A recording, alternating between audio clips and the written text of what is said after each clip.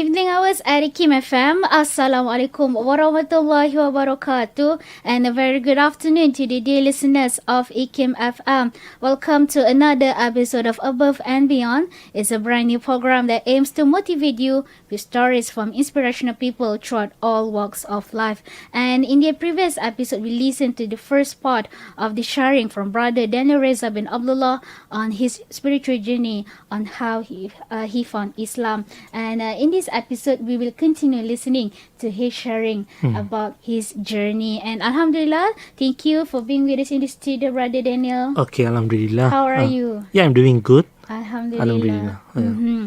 And Brother Daniel, last week we listened about your sharing, especially on your childhood and also your relationship. Talks your story on the relationship with your father. And for this week, I would like to continue on that. Okay, sure. On the significance of your relationship with your dad. And as previously mentioned, you wrote a book. The title of the book is Keranamu Ku Sujud, Kisah Inspirasi Mencari Diri, right? Yes. And you start the first chapter of the book by talking about your dad. Even the name of the first chapter is Ayah dan Lelaki Misteri. Yes. So you held your dad in high regard throughout your life. Yes, So correct. could you share with us how you perceive the relationship with him and how it shaped you of who you are today? Okay, the relationship with my father is really like wonderful moment. Like everyone will know in my area, in my place, because I was since from 3 years old I was living in a street Damansara. So journey with my father is like with a motorbike. With a motorbike, everywhere he goes, he ride me on a bike. I'll follow him with a bike. He will call me. Then, like every place he go, he will teach me. He shape me. Okay, he will tell what's good and what's bad, and then he will give an example on how his father shaped him. Then he said education was really like very important on nowadays. Whatever it is, don't give up on education. So he said you must be a someone. Okay, even like you don't need to hold a like very upper position in your life. Like even in a so small position, you can contribute to the society. Give something to the society before our end of our life. Okay, that was a moment with him. Like the advice he's like not give like so formal. Like on when was we talking casually, he give advice. Okay, we just talk in a very very friendly way. Even my sister was jealous of our relationship. He said pile kase, but it's not a pile kase. It's like nowadays it's like very very rare we see like fathers and son bonding on today's time. Maybe there will be son and mother bonding because most of the thing like a son will be like very close with the mother. Okay, I'm close with my mother. Okay, my mother did like very good cooking for me. Like I won't like belittle my mother. Okay, she bring me to the kindergarten. Okay, she bring me, but there's always someone right we like close with and then share all the stories. Yeah, so that's why each of his advice like I'm following till now. Okay, he won't touch about the spiritual. Like when I was Hindu, he said go and do these prayers, but he will give a general advice that is applicable. We can practice in the society, like how you need to talk with the people, all of it. Talk about the kindness. Yes. Seems He like your said father if must- people do bad, it's okay, but you don't do bad to them back. So it's all like I really miss him at this moment because maybe if he's alive till now, maybe who knows he will get the hidayah from me. Okay, but it's okay. But still, it advises is still in my mind. I'm sure he must be a wise Okay, person. it's like he just with the one motorbike because I came from can say it's one of the rich school in the Sri Damansara. Okay, parents sent them to school, all of them that time in a car, but my father sent me with a motorbike. It's a motorbike. So even though sent by a motorbike, but I've been see those child came from a car now. They don't know where their path was. and then like total lost in my life. But my father shaped me up. I don't feel shy. I go in a bike because they're like that time it's a well-to-do area, Sri Ramansara, well-to-do area. I don't feel shy, but I feel proud of my father, even though he bring in one motorbike. It can visit Kapchai moto, Kapchai bike. Okay, he did all of his work in his one motorbike, dispatch job and everything. But at the same time, the advice word was very great. Permata kita boleh cakap. Bukan kita nampak dekat materialistic, not like in a materialistic wise. Dia tak spend banyak untuk saya. Dia tak spend banyak untuk saya macam sekarang parents are like want to buy for Any kids toys, and anything, he want to never stay kid. he never bought for me all of the things.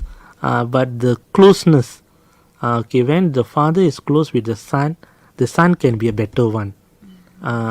It's like really can be a better one. That's a very good advice. You know how to, because I'm sure that if you look on the social media, there has been a conversation about how to become a better man, for example. Better man. Right, especially with with issues with men harassing women. Yes, So correct. we can see the conversation of how how men should act when in public. So Yes, there's correct. some conversation on it. So your advice is for the parents especially to bond a close relationship with your son, Yes, as the correct. son will follow you, and becoming, for example, how to act in the public, say Yes, like that. correct. That's very interesting.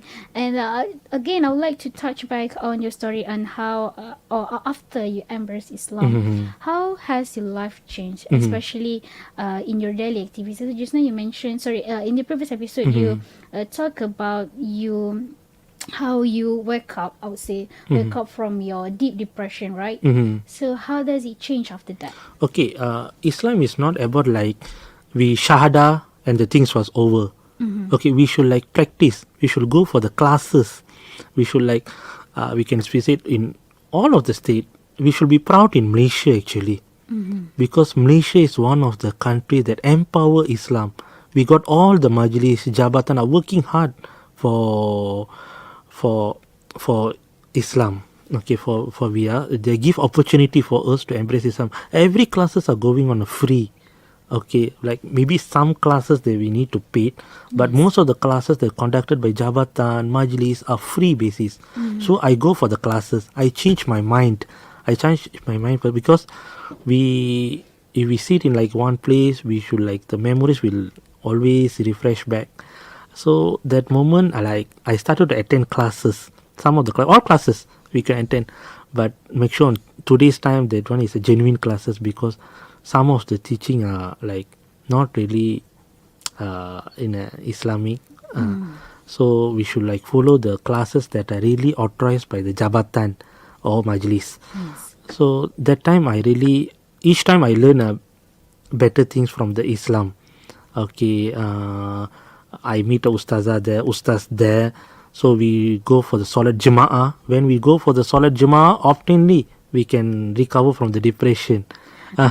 Maybe like now, like there's a God medicine for depression. I don't neglect that, but at the same time, try to Salat Jama'ah. It can recover from the depression that we had. Okay, because the depression that I had after lost my father is not a simple thing. Even my mother don't know about it. At one stage, my mother went for her parents' house. Only I'm with my wife here, and my wife also goes to work. Only I know how I overcome the depression each time. Even though even when I'm talking with the ustaz, okay, I recover. Even I never talk with anyone, still the thinking come back. But Alhamdulillah, I never go for any wrong path. I chose, because some of them, if like depression, they choose the wrong path in life. Please don't do that. We should like, that's why I said we should proud in Malaysia. There's got many society, many association are working hard. Okay, especially Islamic association. Okay, I start to Salat Jama'ah. As I come back to the thing, I started to Salat Jama'ah. So there we will meet lot of people. Okay, lot of Muslims. So Salat tu, masjid tu seperti rumah kedua kita lah. Jadikan rumah kedua. Yes. Our second house. Okay. Okay, when masjid come as a second house, you learn lot of things. Not only solat, you attend for the kuliah from the ustaz. Okay, like kuliah duha. Yes. Like now, if we go for the subuh time, the masjid will be empty, empty. Like that's why I said, fill up the masjid. Go to the masjid, and then you'll get what you want in life. Maybe hujan tu selalu ada. Hujan tu sekarang pun ada. Hujan tu macam sekarang pun It's mesti normal ada. for human It's life. normal for we human. We will always face with challenges. Yes, correct. So that's why I said, so each of the things that been taught in the class have shaped me. Okay, really every day I learn something like new. It teach you how to embrace the Embrace the challenges. people. So when I mix with the good peoples. So when we go to masjid, we will mix with the good peoples. Inshallah, we will meet with the good peoples. Just talk to the imam there. Okay, we will get some mind relaxation. Mind relaxation. So that's why I said, jadikan masjid tempat As a yang second kedua, place. second place. And I would like to go back into your relationship with your family, especially because you mentioned that initially when you first converted into Islam, it did not perceive well by your mother and also your Yes, sister. correct. So now you have been Muslim for how many years? Mm, For seven- 7 years, 7 right? years, yes. So how did the relationship change? Okay, my mother. Okay, I still have contact with my mother. Inshallah, I still have contact with my mother. Even yesterday also, I called my mother. I asked if she already eaten up because she just recovered from ICU. I see. ICU, she admitted over 3 weeks over there in the ICU. So the moment she discharged from ICU, she called to me, and then she said, she apologized to me. I said no need to anything. I don't want anything because during she was in hospital, I visited her. I visited her a few times. Then I really like when she called me, I don't know what to say. So until now, I got to contact with my mother. The relationship with my mother are getting better. Not to say it's already like everything is fine. It's getting better each day. So when I show them the good akhlaq, okay, the akhlaq, because when it's come to akhlaq, most of the things, it's true, we should show the Islamic akhlaq, but by the same time, we should also show like how we care them. Like don't push the Islam so much into them. Okay, like just show like be a normal to them. Be a normal to them. Okay, like halal and haram we should like protect, but when it's come to eating, like some of them, like you convert already, we cannot eat a dosa. Yes. Dosa also they won't eat. It's actually wrong. We can eat the eating like dosa we can eat. Okay, like some of them like it's like that. So halal and haram you should like take care of it, but at the same time you can show your akhlaq to your family members. The relationship with mother are getting better. I just meet her last week. I met her last week. Alhamdulillah. So she was also so happy. Especially because you are his soul son, right? So I understand at this stage, I can't do much. My sister, the one when she was in the ICU, she was unconscious. My sister, the one helping her, visit her daily. Even the bonding with my sister is still rare. It's still like belum ke tahap situ. Belum kita. Not like you used to. Belum used to. But once when I was a childhood, I was so close with my sister. She really take care of me. I really miss that. I really miss that moment. And I need to thankful to her because she understands me and take care of my mother without question why I never visited her because of my work strains and all that. I can only ziarah her and give small contributions. Maybe once I can get better with my sister. We should like doa with Allah. We in our every salat we just doa for our family members also. And just now it's very interesting you talk about the halal and haram and how people have misconception of, oh, you cannot eat dosa, right? Maybe from the word dosa itself. So for some people perceive that, oh, you cannot eat that. So I would like, can you share with us some misconception that you ever came across before that, once you converted into Islam, then oh, it's actually a misconception. Okay. Okay, since from before Islam, I don't have bad habits of like taking alcohol or eating like pork, like that. So I really concerned about halal and haram. So it's actually wajib for every Muslim. Halal and haram is very important even after you converted. Yeah, so that's how. Especially it. Now I'd like to go back in the last week's episode. You talk about the dakwah melalui pena, on how you perceive the book as a form of dakwah. And as we know, dakwah through the pen is actually a part of jihad. And I've read somewhere that it is known as jihad bil kalam, which means struggling with the pen, fighting ignorance with ink. And I believe it is one of the reasons that pushes you, that motivates you to do your best in dakwah. So apart from changing other people's lives, I believe it does the same thing for yours. So can you share with us how da'wah has changed your life? Okay. As for me, it's like I'm still in a learning stage. I'm not like, as we said, a very professional expert. I'm still in a learning stage. So dakwah melalui pena. So dakwah melalui pena, even though if it's like looks hard, or when here like something impossible, dakwah melalui pena, but we can do it in everywhere. Like even in social media, we can do dakwah melalui pena. Like each day, take a small term, like write something like you can dakwah to others. Maybe 1%, 2% see, but it can bring a big impact in your life. Yes. It can bring a big impact in your life. Like dakwah melalui pena. So like that one book, like for an example, like I published a book. The book can go everywhere. The book can go everywhere in your life. Like I can give one situation. A lady bought a book from me. Okay, she bought around like 10 books from me. She said, I really interested to read your books, and then she just bought 10 books from me.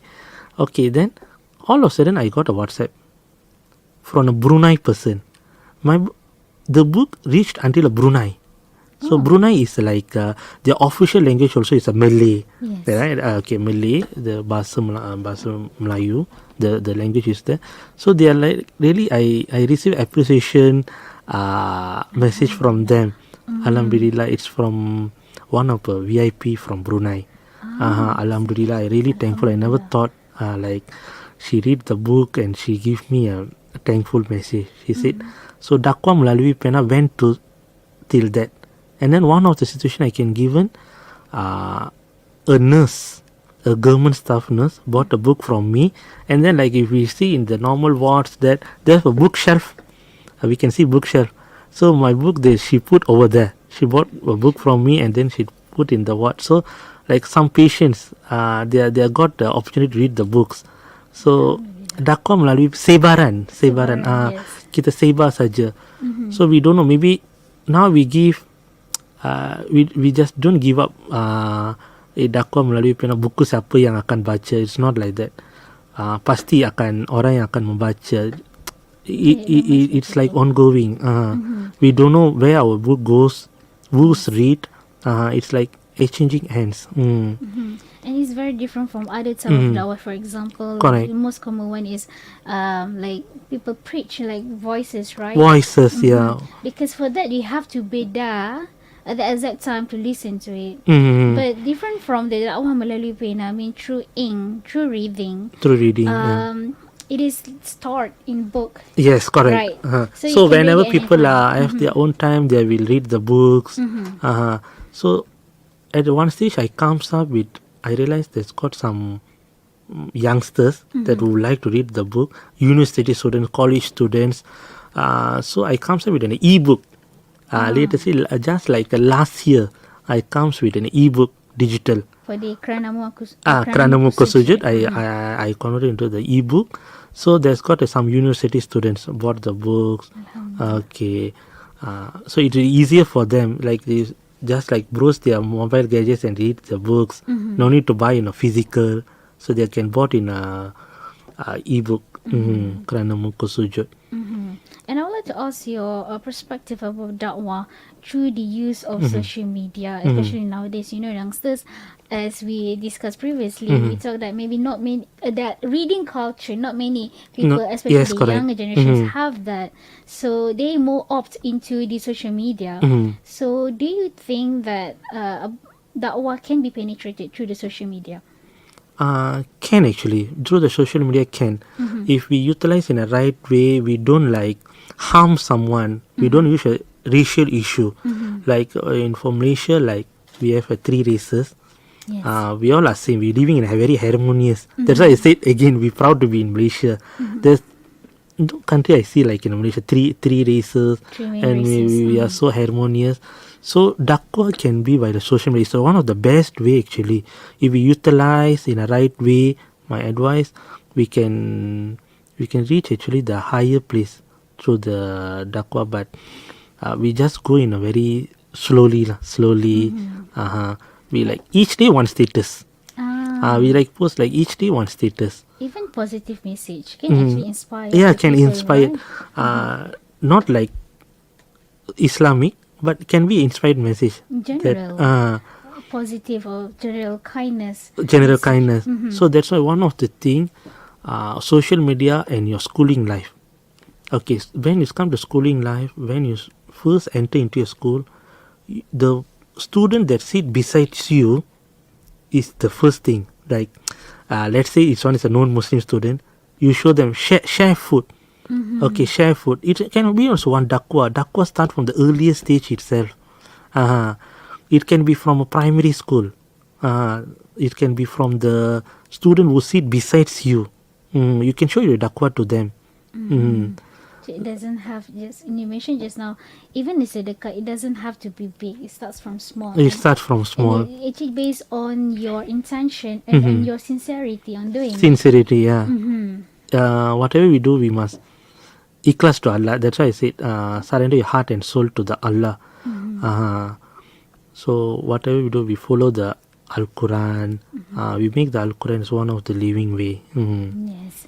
And as we are reaching the final final part of this conversation, what is your final advice to our listeners, especially we are approaching the month of Ramadan? Okay, my advice it's like a very basic advice, and I'm not like, so that's why I say I'm still in a learning stage. Okay, my advice for the youngsters, don't give up in life. Don't give up in life. So seek the right channels. If you need anything, help in Islam, seek the right channels. So you'll get the best what you want. And then one of the things, surrender your heart and soul to Allah in whatever situation. Like if you surrender your heart and soul to the human, surely there will be disappointment.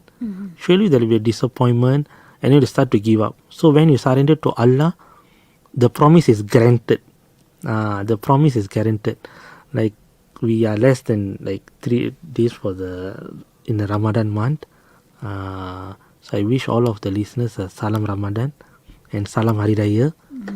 Thank you for IKIM FM also to give me the opportunity to share my stories on today's section. Alhamdulillah. You know what, Brother Daniel, I learned a lot from this conversation. Alhamdulillah, yeah. And you, even in this short, I would say 1 hour conversation with you, it inspired me, especially to know about your struggle. Especially your relationship with your parents, right? Parents, and how yes, you correct. want to, convert into Islam. And I think for some others, they will be taking. Actually, you shouldn't take it for granted. The thing that you have right now, because we don't know what will happen to us in the future. And of course, you do the perspective of the regret and Okay, yeah, stuff. because the future is always in Allah's hand. Yes, that's Your correct. future just surrendered to Allah's hand. We don't know what's we are next. But till now we do the best what we can. The current times. And with that being said, I would like to thank Brother Danial Rezza for his insight on today's topic, a walk through my spiritual journey, how I found Islam. And we hope that today's sharing will be beneficial and also inspiring to those who are listening to us. And again, Brother Daniel, thank you for being with us in Thank the you so much. studio. Okay. Assalamualaikum.